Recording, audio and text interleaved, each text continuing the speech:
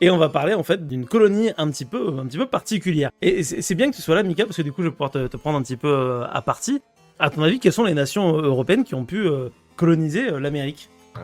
Effectivement, je suis très pris au dépourvu. Dans le sens où je suis pas fini de manger Oui, je le vois bien.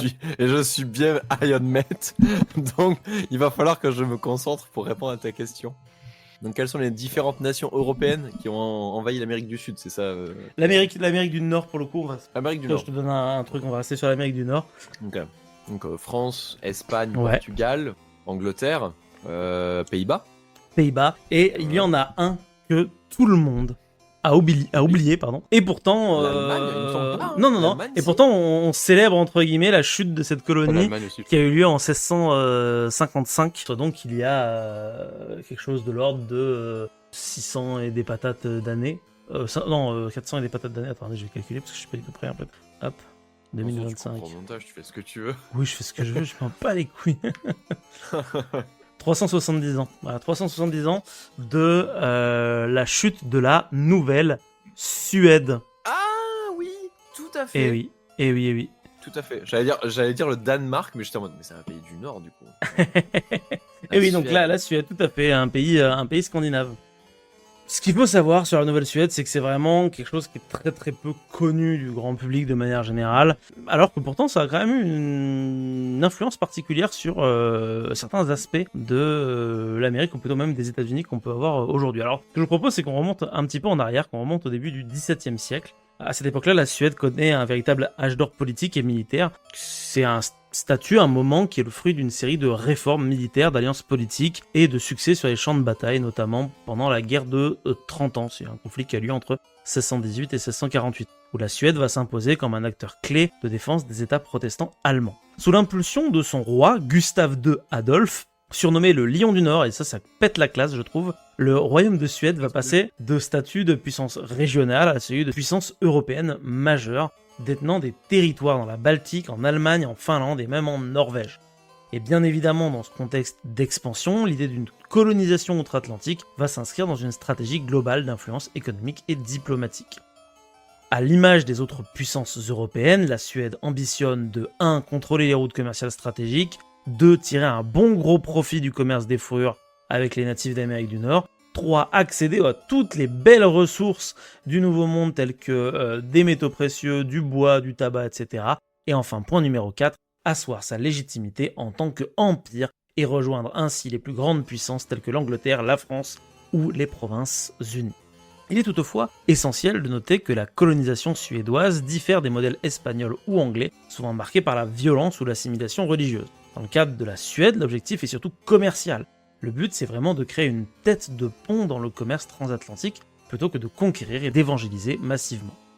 Toutefois, il ne s'agit pas non plus simplement d'un petit projet économique pour la couronne suédoise, mais le but, c'était vraiment d'établir une colonie en Amérique pour frapper fort politiquement et symboliquement aux yeux, comme on l'a vu, des différentes puissances. Donc bref, en 1637, la couronne suédoise approuve ainsi la création d'une société commerciale dédiée à cette ambition.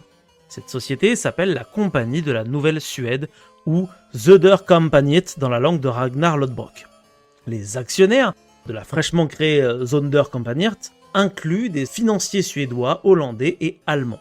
L'initiative est portée notamment par un certain Axel Oxenstierna, chancelier du royaume, qui comprend l'importance stratégique d'un tel projet, et également aussi par Samuel Blomert, un marchand hollandais d'origine flamande, expérimenté dans le commerce transatlantique.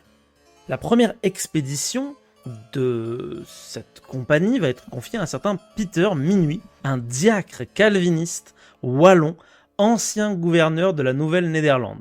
Un choix judicieux puisque Minuit connaît le terrain, les réseaux commerciaux, les enjeux diplomatiques, bref, c'est quelqu'un qui pèse un petit peu dans le game, hein, si je puis dire. Bon du coup j'aimerais en profiter pour rajouter quelques petites informations sur Peter Minuit. Alors ce qu'il faut savoir c'est que comme il est wallon et calviniste, en fait son véritable nom c'est Pierre Minuit, et il a, on va dire, néerlandisé son nom en Peter Minuit. Donc du coup on peut l'appeler en fait sous les deux appellations. Alors, ce qu'il faut savoir, c'est que la compagnie néerlandaise des Indes occidentales, qui a donc été créée bien évidemment par les Néerlandais, les Provinces-Unies, va engager Pierre Minuit, car elle souhaite écarter un certain Willem Verhulst, l'ancien directeur général de la colonie de la Nouvelle-Néerlande. Elle va donc envoyer Peter Minuit comme nouveau gouverneur, et ce dernier va débarquer sur l'île de Manhattan le 4 mai 1626. Suite à ça, beaucoup de Wallons vont s'installer en même temps que lui. Pierre Minuit il va se rendre célèbre surtout en achetant l'île de Manhattan aux Amérindiens Manhat le 24 mai 1626 en échange de verroteries et d'autres colifichets pour un équivalent de seulement 60 florins néerlandais, soit 24 $ du 19e siècle. Mais ça, on y reviendra probablement sur un autre épisode concentré sur la Nouvelle-Néerlande et plus particulièrement New Amsterdam. En tant que gouverneur, Pierre Minuit va se rendre assez populaire auprès des différents colons et va même réussir à entretenir de très bonnes relations avec les natifs locaux. En effet, il part du principe qu'il vaut mieux avoir une intégration harmonieuse plutôt que le rejet directement des tribus déjà en place. Parce qu'il a remarqué que ça amenait beaucoup de conflits, donc un mec plutôt assez malin pour son époque. Cependant, ça va pas trop plaire à la Compagnie des Indes occidentales, qui vont voir en Pierre Minuit un être un petit peu arriviste et qui décide de ne pas vraiment obéir à leurs ordres directs. Du coup, on en vient au fait qu'en 1631, la compagnie va suspendre Minuit de son poste. L'année suivante, il est rappelé aux Provinces-Unies pour expliquer ses actions. Tout ça en fait n'est qu'un plan d'un des directeurs de la compagnie qui souhaite imposer son neveu en tant que gouverneur, et pour pouvoir bien faire du népotisme, il faut donc virer la personne qui est en place. Ainsi, il est donc licencié en août de la même année, donc 1631, et sera remplacé par Wouter van Twiller. Farouchement déçu par les actions de ses anciens employeurs, Peter va tenter d'essayer de se refaire, et ça tombe bien parce que son ami Willem Hunselix, qui n'est nul autre que le fondateur de la Compagnie des Indes occidentales des Provinces-Unies, lui donne un plan. Il est au courant que la Suède cherche à fonder une colonie sur le fleuve Delaware au sud de la Nouvelle-Néerlande. L'occasion, déjà d'obtenir un nouveau boulot, mais surtout de bien casser les couilles du nouveau directeur de la Nouvelle-Néerlande, celui qui l'a remplacé. Du côté des Suédois, c'est tout bénef. Il récupère quelqu'un qui connaît extrêmement bien le terrain. C'est donc en 1636 que Minuit va être choisi par la couronne suédoise pour créer la première colonie du royaume scandinave dans le Nouveau Monde. Pour ça, il doit d'abord s'arranger avec Samuel Blommaert, le directeur actuel de la Compagnie des Indes néerlandaises. Il va donc alors utiliser ses contacts pour servir d'intermédiaire entre les deux entités, d'un côté les Provinces-Unies et de l'autre le Royaume de Suède. Cela va réussir et c'est acté que la nouvelle Suède pourra donc être créée. Peter Minuit, bien qu'étranger à la couronne suédoise, illustre la dimension pragmatique du projet. La Suède s'appuie sur des compétences extérieures pour pallier son manque d'expérience en matière de colonisation maritime. L'expédition est donc lancée à bord du Kalmar Nyckel et du Fogelgrip, deux navires qui partiront de Göteborg à l'automne 1637. Le Kalmar Nyckel, c'est le Kalmar Nyckel, c'est la classe, hein. D'accord, c'est génial. C'est nom de navire, quand même incroyable comme nom. Le Kalmar Nyckel, ouais. Le Kalmar Nyckel. Donc en mars 1638, après plusieurs mois de navigation, l'expédition atteint l'embouchure du fleuve Delaware. Donc à l'époque, il est appelé le South River par les Néerlandais. Ce territoire est d'ailleurs déjà revendiqué par les Provinces-Unies depuis 1624, mais aucune présence militaire ni administrative ne s'est véritablement implantée dans cette zone à ce moment précis. Ayant été directeur de la Compagnie néerlandaise des Indes occidentales et l'ancien gouverneur des colonies des Provinces-Unies, Minuit connaît le statut des terres bordant le Delaware. Il sait très bien que les Néerlandais ont établi des actes pour les terres à l'est du fleuve, mais pas pour les terres à l'ouest. Donc en l'occurrence, le New Jersey est acté comme faisant partie des terres de la Nouvelle-Néerlande, mais tout ce qui correspond au Maryland, Delaware et Pennsylvanie, elles sont libres à qui veut bien les prendre. En choisissant la rive ouest du fleuve, Minuit s'affranchit des contraintes territoriales imposées par les Néerlandais. Afin d'acter sa présence, il en profite donc pour négocier directement avec les Lenape, un peuple natif de langue algonquienne, et les Susquehannock, qui occupent les berges du fleuve, avec qui ils vont signer un traité d'acquisition territoriale. Petit aparté rapide sur les Susquehannock, c'était un peuple iroquoien qui vivait dans le bassin versant de la rivière Susquehanna, dans ce qui est aujourd'hui du coup la Pennsylvanie. Leur nom signifie gens de la rivière boueuse. Ils sont donc des acteurs assez importants dans la région, surtout vis-à-vis du commerce de la fourrure, puisqu'ils ont des relations avec la Virginie au sud et la Nouvelle-Néerlande au nord. Bon, j'ai pas poussé plus longtemps, mais je pense que Susquehannock, ça doit pas être le nom qu'ils se donnent à eux-mêmes, mais ça doit être le nom que leurs ennemis leur donnent, étant donné que c'est pas très reluisant d'appeler son terrain la rivière boueuse. Mais bref, passons. Tous ces gens vont donc faire un conclave à bord du Kalmar Nickel, plus précisément dans la cabine de Pierre Minuit lui-même. Il va persuader les chefs de signer quelques actes qu'il avait préparés afin de résoudre d'éventuels problèmes avec les Néerlandais.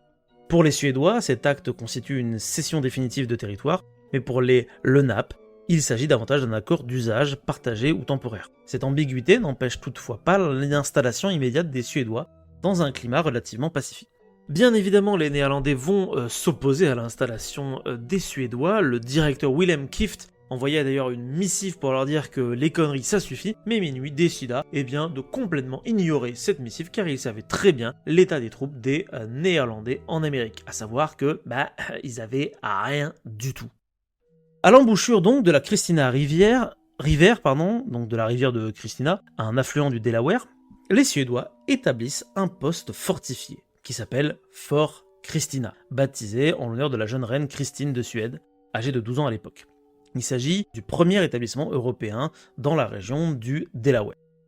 Le fort est construit selon des principes défensifs simples, une palissade en bois qu'entoure un bastion qui sert de lieu de stockage, de protection, de commandement. C'est pas vraiment un fort militaire, c'est surtout un comptoir multifonction qui sert à la fois de centre administratif, de zone de troc, de point de rassemblement, etc., etc. Les relations entre les colons suédois de la Nouvelle-Suède et les populations natives de la région du fleuve Delaware furent globalement plus pacifiques et collaboratives que celles observées dans d'autres colonies européennes contemporaines. Ce facteur contribue à expliquer en partie la survie relative de la colonie malgré son isolement et les pressions concurrentielles, surtout venant de New Amsterdam qui est pas très loin. Toutefois, ces relations étaient complexes et mêlaient coopération, échange, mais aussi parfois tensions et malentendus bien évidemment. Les colons suédois privilégient le commerce des fourrures plutôt que la conquête et la conversion forcée. Cette stratégie va favoriser une certaine confiance mutuelle, soutenue par les échanges de biens, de savoir-faire et même d'informations. Par exemple, les Lenape fournissent aux Européens des peaux de castor très prisés sur le marché, tandis que les colons vont apporter des outils métalliques, des armes à feu, des textiles, bref, voilà, c'est le coup un peu classique. Tu me corrigeras si je me trompe, Nico, mais il me semble que les Français font un peu pareil tout au nord de l'Amérique. On va avoir la présence de pasteurs, bien sûr, comme Johann Campanius, qui était un prêtre luthérien suédois, qui avait été affecté à la colonie de la Nouvelle-Suède. Il est connu également sous le nom de John Campanius pour les Américains. Là aussi, petite histoire assez intéressante, c'est un individu qui est né à Stockholm, qui a fréquenté l'université d'Uppsala, où il a étudié la théologie, il a obtenu son diplôme en 1633, il va servir comme aumônier à la délégation suédoise de Russie en 1634, il va servir même de maître d'école en 1636 à la maison des orphelins de Stockholm. Poste qu'il a continué jusqu'en 1642. C'est à ce moment-là qu'il va quitter la Suède pour arriver justement à la Nouvelle Suède. Donc il fait vraiment partie des premiers arrivants sur les premières années. Campanius est connu notamment pour avoir eu de très bonnes relations avec le peuple local, donc les Lenape. Il a acquis une bonne compréhension de leur langue et a appris à leur prêcher avec le bon effet. Il a même été jusqu'à traduire le petit catéchisme de Luther dans la langue Lenape. D'ailleurs, cette traduction a été imprimée en 1696 et fait partie des premiers livres imprimés dans des langues natives américaines. L'avantage de Campanius, c'est que comme il avait de bonnes relations avec les natifs, c'est que, comme d'habitude, on va pouvoir retrouver ses écrits qu'il a enregistrés dans son journal, ce qui a permis de préserver certaines informations anthropologiques vis-à-vis de la culture Lenape. Et ça, c'est quand même plutôt chouette. Il finira par quitter la Suède en 1648, et de nos jours, il existe encore un de ces objets à lui qui subsiste, à savoir un calice doré qu'il utilisait pour célébrer l'Eucharistie. Le moment est du coup peut-être venu pour parler un petit peu des Lenape. Leur nom d'origine d'ailleurs c'est Lenni Lenape, Lenni qui signifie authentique ou réel et Lenape qui signifie homme, ce qui pourrait être traduit par les hommes réels, les gens d'origine, bref, nous. Comme souvent, dans la plupart des peuples, les gens se considèrent comme étant eux et il y a les autres. Les Lenape d'ailleurs sont appelés les Delaware par les Anglais. Du coup c'est pour ça qu'on appelle la région dans laquelle ils vivaient la région du Delaware. Les Lenape sont de langue algonquine et d'ailleurs sont considérés par beaucoup de peuples algonquins de la côte Est comme étant le peuple même originel. Les Lenape avaient 3 clans vers la fin du XVIIe siècle, dont chacun avait historiquement 12 sous-clans. Les 3 clans primaires de Lenape sont Tuxvit, qui veut dire loup, Pukuwanku, qui veut dire la tortue, et Pleu, qui veut dire la dinde. Le système de clans Lenape est matrilinéaire et historiquement ils étaient une société matrilocale, c'est-à-dire que les maris ont emménagé dans la maison de leur femme. Les enfants appartiennent au clan de leur mère dont ils acquièrent le statut social et l'identité. Même dans le mariage, les hommes et les femmes avaient des droits égaux. Chacun contrôlait ses propres biens, ses propres dettes, ce qui montre qu'on était dans une culture qui avait l'air en tout cas assez équilibrée sur la répartition des genres. Au niveau de la subsistance, ils pratiquent la chasse, la pêche et l'agriculture. Ils étaient donc semi-nomades et ne se déplaçaient finalement que assez rarement, notamment surtout en hiver pour aller se trouver d'autres sources de nourriture, et l'agriculture qu'ils pratiquaient était en lien avec 3 aliments spécifiques, la courge, le maïs et les haricots. Leur village était essentiellement composé de maisons longues, à la manière des autres cultures algonquines. Bien évidemment, les Occidentaux vont précipiter leur chute, mais ça c'est une autre histoire, et pour le coup, les Suédois n'y sont pas pour grand-chose. Cependant, cette cohabitation ne fut pas exemple de conflits, on a quelques-uns en tête, l'introduction de nouvelles pratiques économiques, chasse intensive, commerce, tout ça va modifier les équilibres traditionnels, créant parfois des tensions, l'arrivée de colons de plus en plus nombreux vont petit à petit bouffer les territoires des Lenape, etc. Il va y avoir quelques petites frictions, mais ce sera jamais aussi tendu que ce qu'on peut avoir en Nouvelle-Angleterre. En fait, il est assez important de noter que la Nouvelle-Suède instaure un modèle d'interaction plus équilibré et plus respectueux que les autres colonies par rapport à l'époque dans laquelle elle s'inscrit. Parlons justement de cette expansion de la Nouvelle-Suède. Après la fondation de Fort Christina en 1638, la colonie de la Nouvelle-Suède connaît une phase d'expansion progressive, tant sur le plan territorial que sur le plan administratif. Bien qu'elle reste de taille modeste, elle devient un acteur local non négligeable dans le théâtre colonial de cette Amérique du Nord. Contrairement aux colonies anglaises plus peuplées et mieux financées, la Nouvelle-Suède se construit de manière pragmatique, grâce à une gestion relativement souple et une adaptation aux réalités du terrain.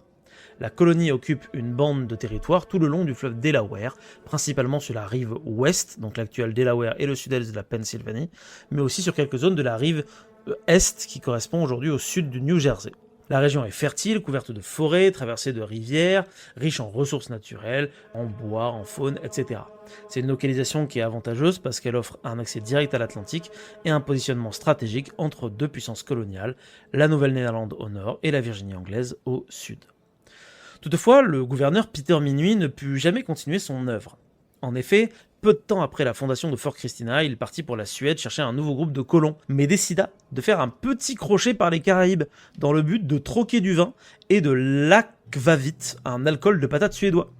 Le but c'était de troquer contre du tabac et de revendre le tabac beaucoup plus cher en Europe afin de faire un bon gros profit bien sympa. Il mourut par péché d'avarice, emporté par un ouragan au large de Saint-Christophe. Il fut remplacé par Peter Hollander Reeder, un officier de la marine suédoise. Après un voyage difficile, ce dernier va arriver en Nouvelle-Suède avec une poignée de colons à bord, encore une fois, du Kalmar Nickel, en 1640. Donc, ce 17 avril 1640, Reeder va remplacer Nilsson Kling, qui exerça le rôle de gouverneur pendant 2 ans, le temps de trouver un remplaçant à minuit. Pas l'horaire, le gouverneur, bien sûr. À son arrivée, Reeder écrivit en Suède à l'amiral Clay Fleming et au chancelier Axel Otiendra, demandant plus de colons et d'ouvriers qualifiés. Cette demande fut satisfaite lorsque le Kalmar Nickel et le Charitas arrivèrent le 7 novembre 1641 avec d'autres colons, surtout de nombreux Finlandais forestiers, et vous verrez que ça aura une importance pour plus tard. Sous son règne, il va acheter plus de terres aux Indiens Lenape, notamment le nord de l'actuelle Philadelphie. Il va aussi prendre pas mal de terres au niveau de la rivière Delaware, les chutes du Delaware, la rivière Schuylkill, donc ça correspond tout ça au New Jersey, Pennsylvanie, etc. J'ai juste tapé Kalmar Nickel. Et apparemment, le bateau il a été reconstruit dans les années 80. Ah ouais? Du coup, il existe, ouais. Mais Du coup, non. il y a des photos. C'est Kalmar incroyable. Nickel. Fais voir. Construit en 1525 au Pays-Bas, il est passé sous pavillon suédois en 1628. C'est celui-là, hein, c'est forcément. Ouais. Ouais, c'est forcément celui-là. Il était avec le Fagelgrip, les colons suédois qui ont créé. Du coup, ça veut Ah, dire il est beau! on peut voir à quoi il ressemble. Il est magnifique, du coup. Incroyable. Voilà, c'était juste. Bah, merci pour le. Mais il a un pavillon américain, donc c'est les Américains qui l'ont récupéré alors. Ben, je sais pas. Il faut voir l'histoire de la reconstruction. Pardon, je mange en même temps. Ouais. Une équipe du Delaware, C'est une donc ouais, équipe du effectivement, Delaware, du Delaware. ouais, Donc, du donc, coup, ouais. ils lui ont mis un drapeau, un Ouais, drapeau jamais. ricain, effectivement. C'est ouf. Je trouve ça assez dingue, ouais. En vrai, franchement, c'est très cool. Ce deuxième gouverneur va pas rester très très longtemps, puisqu'il va rapidement être remplacé par un mec qui s'appelle Johan Bjornsson Prince. Ce dernier va arriver à Fort Christina le 15 février 1643, avec deux navires, Fama et Svan, ce qui veut dire le cygne. Sous son règne, la colonie suédoise va prospérer. Il va construire le fort Nya-Elsborg sur la rive du Delaware et le fort New Gothenburg sur l'île de Tinikum. Il s'est ainsi assuré un monopole de commerce avec les natifs qui ont habité sur les deux côtés de la baie jusqu'à l'actuel Trenton. Sur l'île Tinikum, il va d'ailleurs construire son propre manoir qu'il va appeler The Prince of. C'était 2 étages élevés faits de grumes taillées, de chaumet briques et importés de Sibérie, etc. Le manoir contenait un intérieur fini en bois, d'œuvres de Suède, des fenêtres en verre, de somptueuses draperies. Bref, ça sentait la tunasse, quoi. C'était un gouverneur qui était énergique, consciencieux, qui a poursuivi l'harmonie établie par ses prédécesseurs avec les natifs. D'ailleurs, ces derniers l'appelaient gros ventre parce qu'il était très très gros, apparemment. Voilà, donc c'était pour la petite anecdote. Pendant son mandat, il va y avoir plus de 7 expéditions, plus de 300 immigrants vont quitter la Suède. Parmi ces différentes personnes, on va y retrouver des Suédois, des Finlandais, des Allemands, des Hollandais. Bref, c'est une colonie qui est beaucoup plus multiculturelle que les autres colonies. En fait, tout le monde est plus ou moins accepté. Malgré cet afflux, la taille est quand même réduite, elle excédera jamais 600 colons à son apogée. Mais c'est grâce à la croisée des influences nordiques, germaniques, natives et néerlandaises qu'on va avoir une culture matérielle assez hybride. Et des choses qui vont se retrouver encore aujourd'hui. Par exemple, j'aimerais que vous essayiez de fermer les yeux et imaginez que vous êtes des trappeurs dans des grandes forêts pas très loin de Portland et que vous avez une cabane dans les bois. À quoi ressemble votre cabane, à votre avis? Avec des rondins. Ouais, avec des de rondins. bois. Et vous savez de quelle origine c'est? Non. C'est finlandais.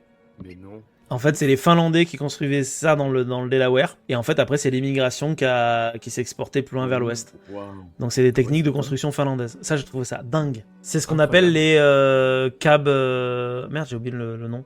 Les log cabins, pardon. Ou maisons en rondin. Donc, c'est les Finlandais qui ont créé ça. Et ça va devenir l'architecture emblématique des pionniers américains. Voilà. Ça, c'est un des héritages majeurs qu'a apporté la Nouvelle-Suède aux États-Unis d'Amérique. À l'iconographie, ouais, exactement, américaine qu'on peut avoir en tête. Sinon, à part ça, voilà, ils cultivent du maïs, du seigle, de l'orge, des pois, des courges, du tabac, des pommiers, ils chassent des cerfs, etc. Blablabla, et des forgerons, des charpentiers, bref, ça fonctionne quand même relativement bien. Un petit mot quand même rapidement sur les cultures du tabac. Le tabac, c'était quelque chose qui était très important pour les Occidentaux de manière générale, mais qui a vraiment bien marché en Suède, notamment ce qu'on appelle le snus. Alors, si vous savez pas ce que c'est que le snus, on va faire un petit retour en arrière. Nico, tu nous as déjà parlé dans une autre chronique de Ramon Panet, qui est un des compagnons de Christophe Colomb. De son côté, il a fait pas mal d'ethnographie, on va dire, de l'époque, où il a observé les religieux, on va dire, natifs américains, qui utilisaient du tabac par voie nasale. Ce tabac à priser va avoir pas mal de succès en Occident et notamment surtout en Suède. C'est pour ça que les Suédois vont vraiment se mettre à fond dans la culture du tabac, même dans la culture d'un tabac spécifique, le tabac justement à snus. Au plus fort de la production, mais bon ça on est plutôt dans la même époque, on est au XXe siècle, et près de 7000 tonnes de snus étaient vendues en Suède en 1919, soit environ 1,2 kg par personne. Voilà. Donc le tabac, c'est vraiment quelque chose qui est important dans la Nouvelle-Suède, parce qu'on peut faire du fric avec. Un autre héritage quand même qui est très présent de cette colonie, c'est un héritage religieux, puisqu'il y a beaucoup de luthériens qui ont émigré dans cette colonie-là. Et aujourd'hui, il existe encore une église suédoise du Delaware, qui a été fondée dès 1640 par le premier pasteur de la colonie, qui s'appelle Rorus Torkillus. Voilà. Donc on a des choses de l'époque qui sont assez intéressantes parce on va retrouver archéologiquement parlant des bibles luthériennes, des coffres décorés, des outils scandinaves.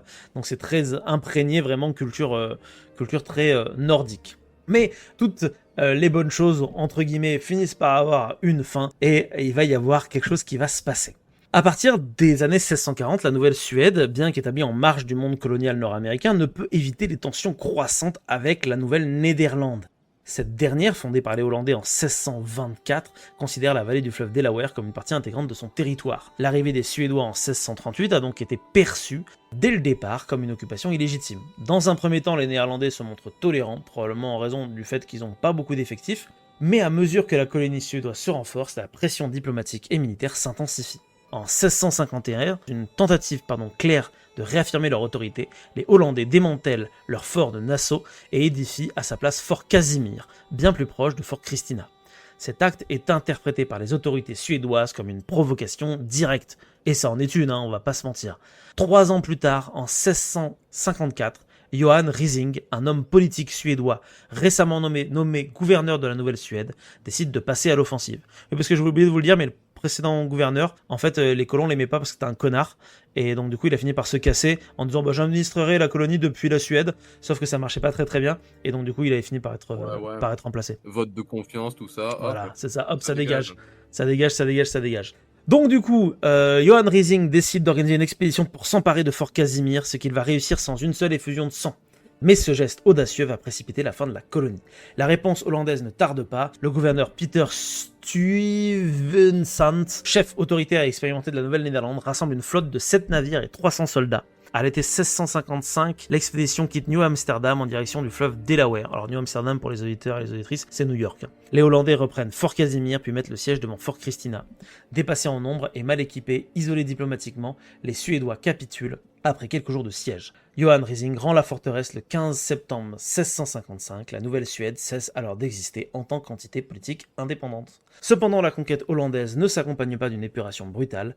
Au contraire, les Néerlandais permettent aux colons suédois et finlandais de rester sur leur terre et de conserver leurs pasteurs luthériens, leurs institutions juridiques locales et une relative autonomie administrative. Cette autonomie perdurera jusqu'à la prise de contrôle anglaise 2 décennies plus tard. Plusieurs familles suédoises resteront donc installées dans la région et continueront donc de marquer la culture locale. Ironiquement, alors que la Nouvelle-Suède disparaît politiquement, son héritage culturel survit. Cette coexistence pacifique avec les nouveaux maîtres hollandais permet aux communautés suédoises de se maintenir et de s'intégrer progressivement dans le tissu colonial anglo-néerlandais. Malgré sa brève existence, moins de 20 ans d'indépendance, la colonie de la Nouvelle-Suède a laissé un héritage culturel et historique qui dépasse largement sa taille et sa durée. Ce legs se manifeste non seulement dans la culture matérielle américaine, mais aussi dans la mémoire collective de certaines régions du nord-est des États-Unis, où des descendants suédois et finlandais ont conservé des traditions, des institutions et une conscience historique propre, comme on l'a vu avec l'anecdote que tu nous as donnée, Nico, où des gens du Delaware ont reconstruit le fameux Kalmar nickel. Et je suis sûr qu'ils l'ont reconstruit de manière nickel. L'un des apports les plus tangibles de la colonie est architectural, comme on l'a vu avec les fameux maisons en rondins. Bien que souvent perçue comme une invention typiquement américaine, cette technique vient en réalité des forêts boréales d'Europe du Nord. Sa robustesse et sa simplicité et sa capacité d'adaptation en ont fait une structure de choix pour les générations de pionniers. Sur le plan mémoriel, la Nouvelle-Suède revient au centre de l'attention à partir du 19e siècle dans un contexte de renouveau identitaire chez les communautés luthériennes du Mid-Ouest. Des sociétés historiques suédo-américaines, des musées des monuments sont fondés, notamment à Wilmington dans le Delaware et à Swedeboro dans le New Jersey. Le but étant de mettre en valeur cette histoire coloniale suédoise dans les écoles locales. Du côté suédois, cette aventure coloniale fait également l'objet d'un regain d'intérêt depuis le XXe siècle. Bien qu'elle n'ait jamais occupé une place centrale dans le récit national, elle est plutôt perçue comme une illustration des ambitions internationales de la Suède à l'époque de sa brève apogée en tant que puissance européenne. En 1938, pour le tricentenaire de la fondation de la colonie, une série de cérémonies commémoratives a lieu, avec y compris la visite du prince héritier Gustaf Adolf à Wilmington, marquant symboliquement les liens transatlantiques entre les deux nations. En bref, la colonie de la Nouvelle-Suède, bien que de courte existence, est souvent reléguée au second plan dans l'historiographie coloniale nord-américaine. Elle constitue un épisode particulièrement riche et instructif de la période coloniale du XVIIe siècle. Elle invite ainsi à une lecture nuancée des processus coloniaux, mettant en lumière des modes d'interaction interculturelle qui échappent à une vision binaire de la conquête et de soumission. Elle souligne également la complexité des identités coloniales, où des petites entités peuvent avoir un rôle durable au-delà de leur disparition politique, grâce à un ancrage social et culturel qu'ils réussissent à construire. L'histoire de la Nouvelle-Suède ne saurait donc être réduite à un simple épisode périphérique de la colonisation européenne de l'Amérique. Elle illustre à la fois les ambitions d'un petit royaume nordique dans la compétition impériale du XVIIe siècle, la complexité des relations coloniales, la persistance de certaines communautés au-delà de la disparition politique de leur entité d'origine. En ce sens, la Nouvelle-Suède constitue un exemple fascinant de micro-histoire coloniale aux répercussions bien réelles dans la mémoire américaine contemporaine. J'ai une tête de déterré, hein, putain la vache. Merci. Bravo. Merci pour la tête de déterré. Non, merci. Merci pas chronique. Je sue, putain. Ah, je pense que je suis malade en fait. T'as de la Ouais. fièvre? Je pense que je dois avoir de la fièvre. Parce que je sue, c'est pas normal de suer en parlant. T'as mal au crâne. Mais en tout cas, Il faut se reposer. bravo. Bah En merci. tout cas, bravo. C'était Et oui, merci. super. C'est trop bien. J'espère Bravo. que ça vous aura plu. Si vous vous êtes autant amusé que nous en écoutant cette vidéo, moi je vous conseille très fortement d'aller checker un petit peu partout sur la chaîne parce que vous y trouverez plein de jeux similaires, d'autres jeux un petit peu différents également. Quoi qu'il en soit, moi je vous propose de vous abonner, de partager, de mettre un petit pouce bleu et de nous suivre sur les réseaux sociaux. À très bientôt.